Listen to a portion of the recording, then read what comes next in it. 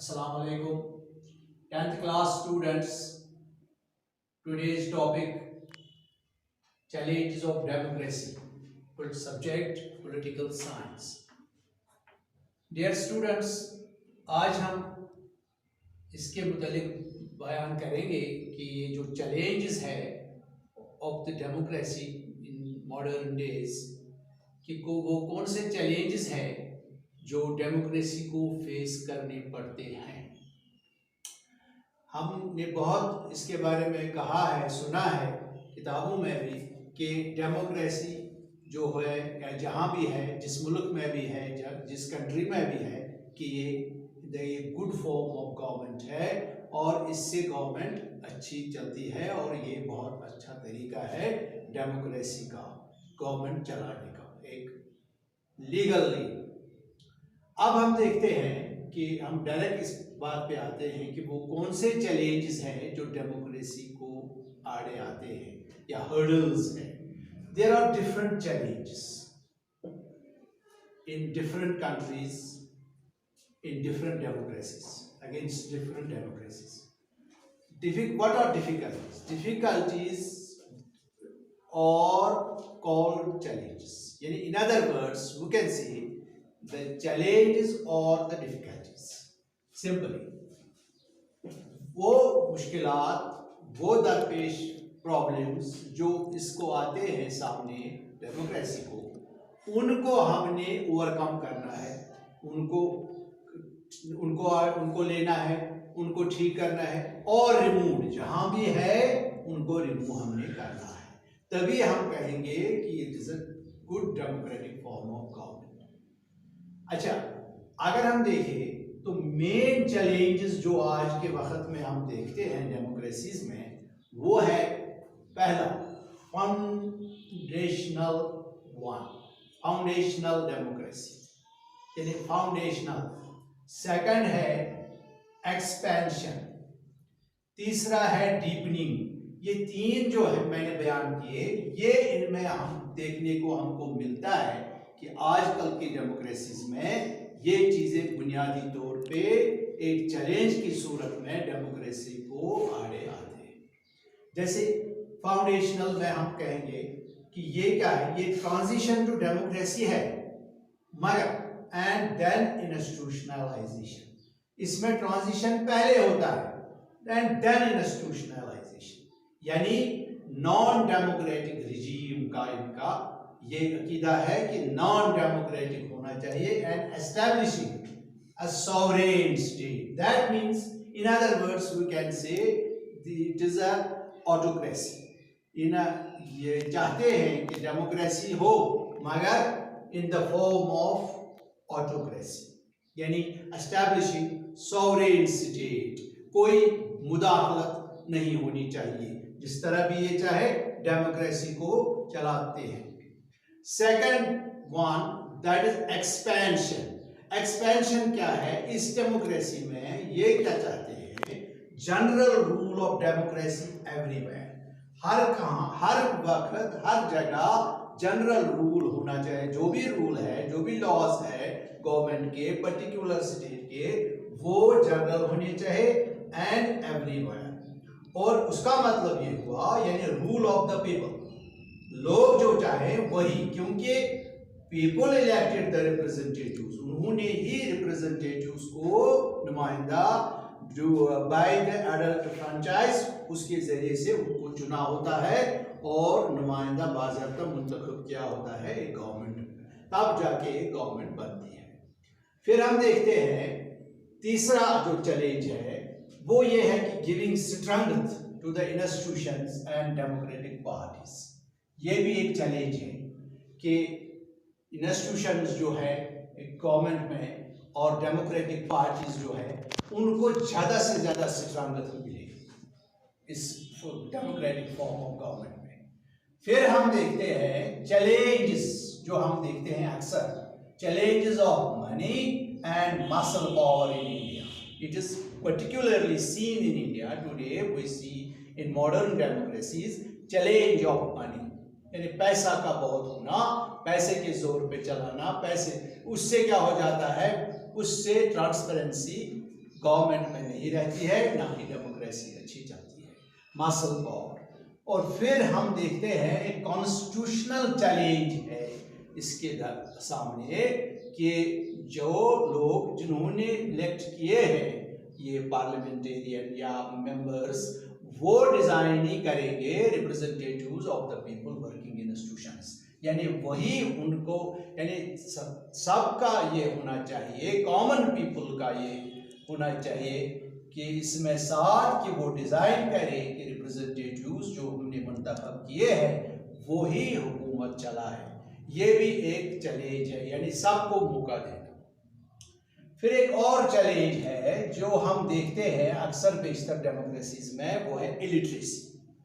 Illiteracy is also a challenge because इसमें हम देखते हैं पर्टिकुलरली इन इंडिया कास्टिज्म है, कम्युनलिज्म है, एंड पॉवर्टी है, अनएम्प्लॉयमेंट है, रीजनलिज्म है। ये कुछ चीजें हैं जो हमें देखने को मिलती है। ये भी एक बड़ा चैलेंज है एक अच्छा डेमोक्रेसी चलाने में, एक अच्छा डेमोक्रेटिक कंट्री को बरकरार रखने में। अब हम देखेंगे इसमें एक जरूरत है पॉलिटिकल रिफॉर्म्स की, एंड ये पॉलिटिकल रिफॉर्म्स जो है they should be change from time to time. इनको भी चेंज करना है फ्रॉम टाइम टू टाइम। क्यों? Because challenges of democracy changes within time, क्योंकि जो चैलेंजेस होते हैं वो भी चेंज होते हैं फ्रॉम टाइम टू टाइम, लिहाजा उनको भी हमने चेंज करना है, यानी डे टू डे हमने नजर रखना है, अपडेट करना है कि वो ऐसे कौन से हालात हैं, ऐसे कौन से चीज, ये ऐसे हर्डल्स है जो हमें बीच में आती है, इसलिए इनको हमने चेंज करना है वक्तन फवक्तन, तब जाके हम अच्छी डेमोक्रेसी को बना सकते हैं और अच्छी डेमोक्रेसी चल सकती है। इसके बाद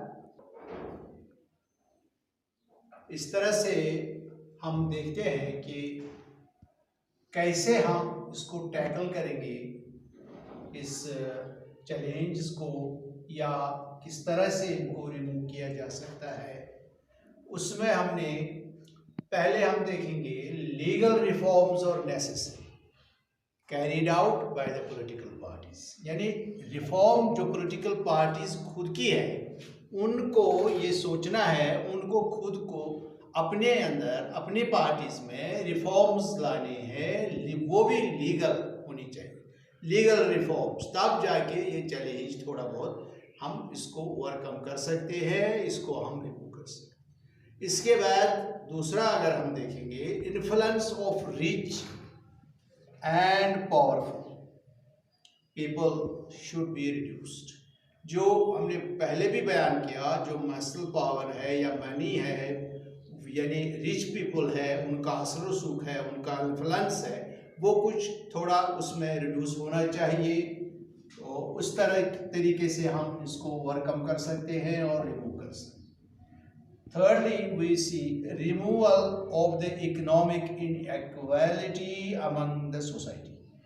ये जो इकोनॉमिक इनइक्वालिटी है मुल्क में होती है, यानी मुल्क की जो इकोनॉमी जो होती है उसमें इक्वालिटी होनी चाहिए, बल्कि जो इनइक्वालिटी है, ये जो अमंग सोसाइटी में इनइक्वालिटी अगर हमको देखने को मिलती है, कई देशों में हमें देखने को मिलता है, उससे क्या हो जाता है, ये बहुत बड़ा चैलेंज बन सकता है इस अच्छी डेमोक्रेसी को चलाने में।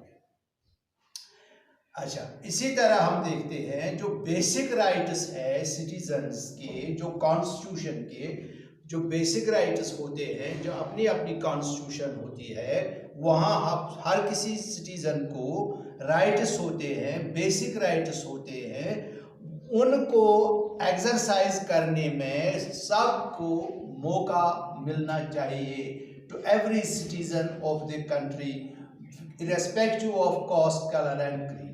तब जाके कोई बायस या कोई तासुब इनमें नहीं रहेगा और लोग आज़ादी से अपनी राइट्स को इस्तेमाल करेंगे। इसके बाद एक बहुत बड़ा जो पॉइंट है वो है एजुकेट मासेस, यानी जो मासेस है, कॉमन पीपल जो है, यानी एजुकेशन की तरफ स्ट्रेस देना है। एजुकेशन जो है सबसे बड़ी चीज़ जो है प्राइमरली बेसिक जो है, प्राइमरली हम कहेंगे यानी प्राइमरी से लेके हायर तक, यानी उनको एजुकेट करना है। ये कोशिश बरकरार रहनी चाहिए हमेशा हर किसी डेमोक्रेसी में कि वो अपने मासेस को, अपने लोगों को, अपने सिटीजन्स को एजुकेट करे, उनके लिए इसके मौके फराहम करे जहां वो एजुकेशन हासिल करेंगे। इस तरह से और एक अहम पॉइंट है, वो है इम्प्लीमेंटेशन ऑफ लॉज। जहां कहीं भी गवर्नमेंट है, डेमोक्रेटिकल गवर्नमेंट है, वो इम्प्लीमेंटेशन ऑफ लॉज करे। क्योंकि कहीं कहीं हम देखते हैं जब लॉज बनते हैं उनका इम्प्लीमेंटेशन नहीं हो जाता है। अगर वो लॉज बनेंगे, उनका इम्प्लीमेंट करना है, वो भी लेजिटिमेट तरीके से, यानी उस तरीके से जिसका कानूनी जवाज होगा, यानी जिससे कोई अंदेशा ना रहे किसी तजाद या तनाज़े का। अगर हम लास्ट में देखते हैं जो कंक्लूजन है इसका, जो इस हमने कहा कि चैलेंजेस में सबसे बड़ी बात जो हमने पहले भी कहा कि इलिटरेसी जो है वो बहुत बड़ा एक चैलेंज है। जहां हम देखते हैं जहां कहीं भी इलिटरेसी ख़त्म हो रही है या ख़त्म होगी, वहां हम देखेंगे बहुत अच्छी डेमोक्रेसी चलेगी अगर इलिटरेसी को हम रिमूव करेंगे। मेरे ख्याल से ये कुछ बातें थी जो हमने कही कि ओवरकम या removal of the challenges of democracy. आज की इस वीडियो में इतना ही, मेरे ख्याल से आपने समझा होगा। इंशाल्लाह एक और वीडियो में अगर हम मिलेंगे तो और बात होगी। आज के लिए इतना ही काफ़ी। अस्सलाम वालेकुम।